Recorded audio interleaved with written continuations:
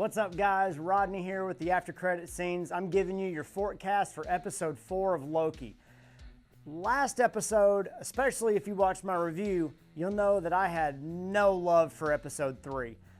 There was a lot of things that dialogue-wise just didn't sit well with me. The whole episode kind of stalled. However, I'm reserving some of my judgment, my complete and total disdain for episode 3 until we watch episode 4. I think we're going to get a lot of Loki and Sylvie part 2 here, but I'm kind of banking on some kind of flip. Maybe that's just my hope that the series gets better or that there's something they didn't tell you.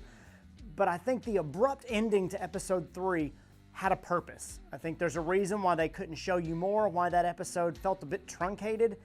To use a big word there just was things that they couldn't show you or some kind of twist that they couldn't give you. Maybe the flip here is that Sylvie is enchanting Loki somehow, that he follows her into the time door in episode 2, but maybe they didn't go where he thought they went. Maybe something else was going on, that the whole beginning of episode 3 with C20 and Sylvie was actually foreshadowing for what she's doing to Loki, that maybe this whole thing is happening inside of a dream. You did get a jump back to episode 2 at the beginning of episode 3 where you see Sylvie in the mind of C20, but maybe that's what's going on here. An 80% chance here, not just that we get some Loki-Sylvie dialogue part 2, but that something else is going on there. You didn't really get a whole lot out of Sylvie as to who she was, aside from the little nugget there that the TVA is made up of variants. So I really don't know what else is coming. What I do know, 100%, is we have to get rescued from Lamentis 1. Now, if that comes in the form of Loki being enchanted and we're not really there, or if that comes in Mobius and Ravonna tracking them down, which is going to be a bit hard if they're hiding in an apocalypse event, unless the TVA has some other way that they can track them. There's really no way of knowing, but they clearly have to get off the planet somehow. We've actually gotten a little bit of a tease of that in some of the trailer material. There's a shot of what looks like Lamentis now, with Loki and Sylvie going through another door. So how that happens, if they're able to power up the TemPad, I don't know. But they've got to get off the planet one way or the other because the story demands it. So more on that in a minute.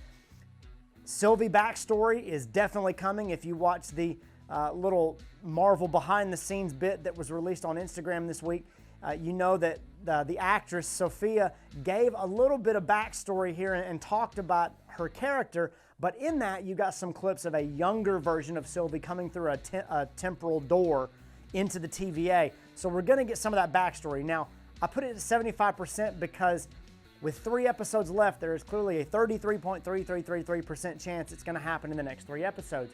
I think this coming episode will be a good place for it to happen, and if I'm a betting man, since I didn't like episode 3, I'm guessing that they don't give you a lot of story movement forward, but episode 4 will be a good place to stop and go back and get some backstory to mess with time a little bit more and then jump back to the Lamentis storyline, or maybe this Loki and Sylvie conversation here ends up with a backstory conversation.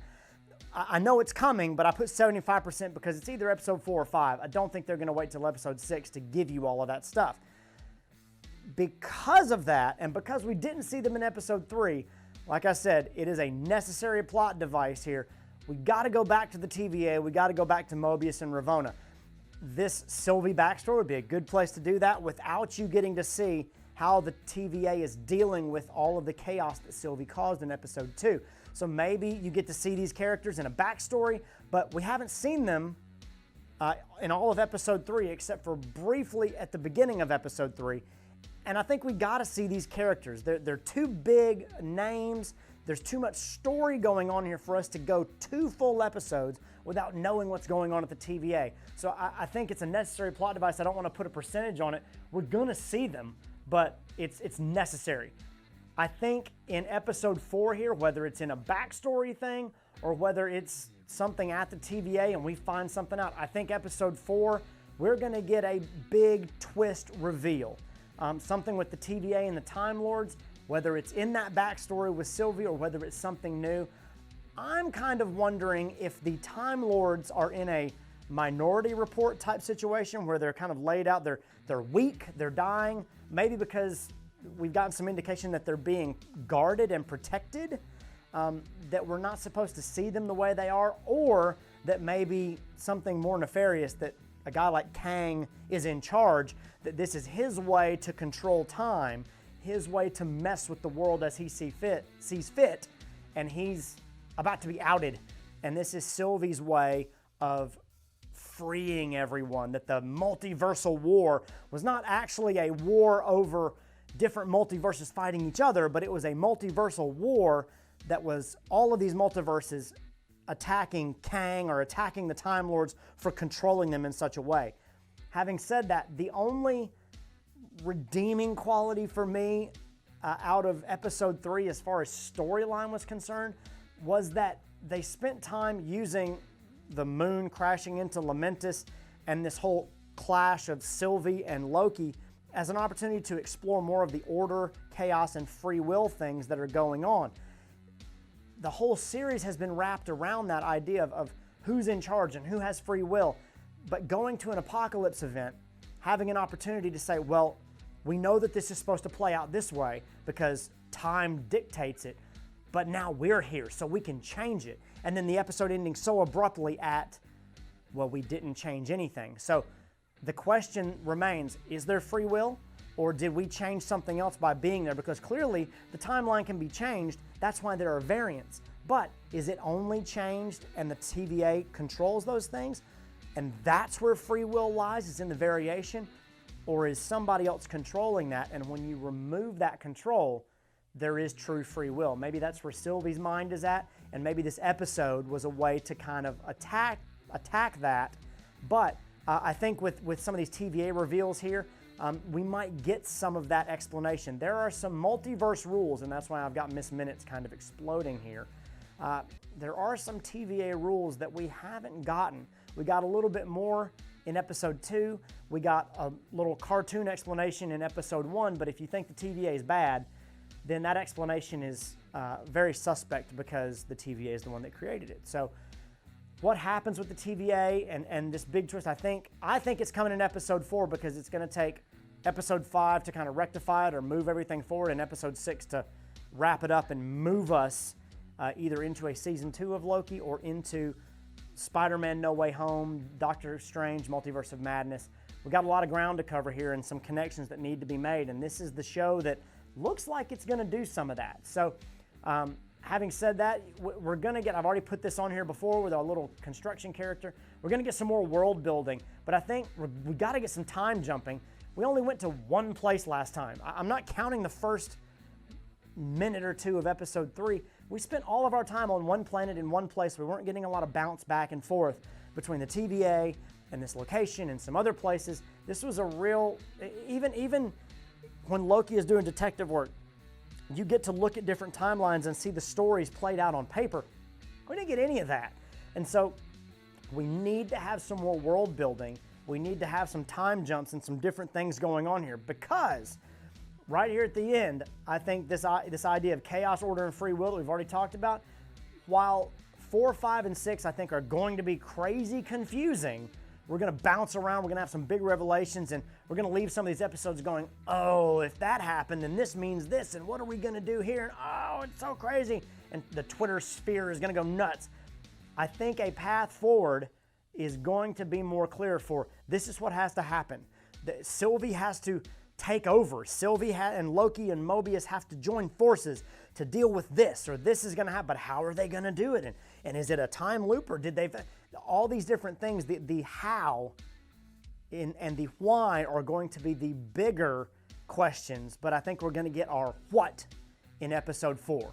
So maybe that's our path forward. What in episode 4, or maybe the why, and then what we have to do in episode 5, and then episode 6 is how.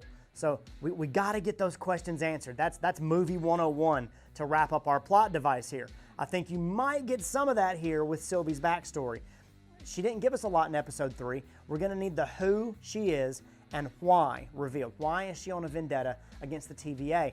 But we got a big path coming up here, and we got to answer some of these questions and bring some of this together And in order to bring it together, I think this show is going to fragment things even more. I mean, that's the whole idea behind hitting the red line and the multiverse war.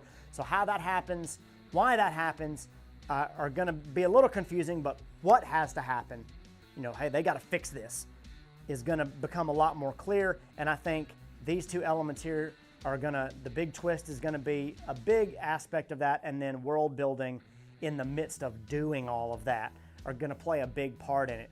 I think as we get closer to the end, the dialogue heaviness may subside just a bit.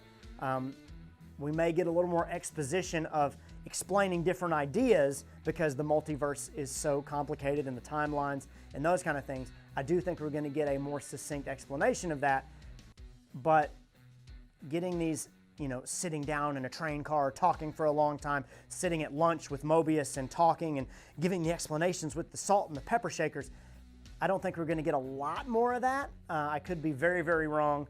Maybe our next video here, I'm going to have to come back and make amends for that. But I think we're going to get into some lot more action-heavy, you know, time-chasey type things, and so it remains to be seen. But there's a lot going on here that we have to cover, given how, in my opinion, episode 3 kind of stalled, and I'm hoping everything else picks up from here. So that remains to be seen.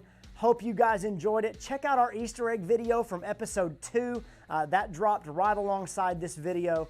There's a link to this video in that video and a link to that video in this video. So don't forget to like and subscribe to our channel. Turn on notifications so you'll be the first to be notified whenever we drop new content. Share this video all across the multiverse if you're subscribed, and we'll see you guys next time.